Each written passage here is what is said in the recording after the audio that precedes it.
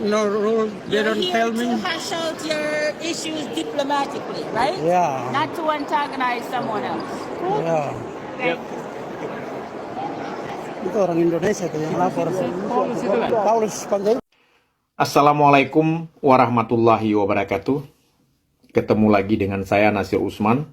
Hari ini saya membuat sebuah video singkat karena banyak teman-teman menanyakan kepada saya tentang kisruh yang terjadi 2 hari lalu di gedung PBB New York, di mana dalam video tersebut kita melihat jelas ada protes dari pihak Indonesia atas penulisan Free Aceh, Free Papua, dan Free Maluku.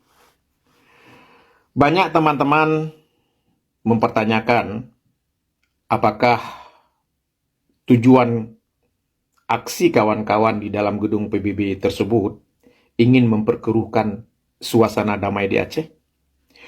Lewat video singkat ini, saya jelaskan untuk seluruh kawan-kawan, baik yang ada di Jakarta maupun yang ada di Aceh, kita cinta perdamaian. Dan kita berharap perdamaian itu abadi. Cuman yang perlu kita garis bawahi, persoalan Aceh bukan persoalan otonomi khusus. Persoalan Aceh adalah persoalan penentuan nasib sendiri. Jadi selama akar masalah ini belum diselesaikan, maka perjuangan Aceh, masalah Aceh terus bergulir sampai cita-cita bangsa Aceh tercapai. Damai itu memang indah, dan tapi lebih indah lagi kalau Aceh dengan Indonesia itu sudah pisah.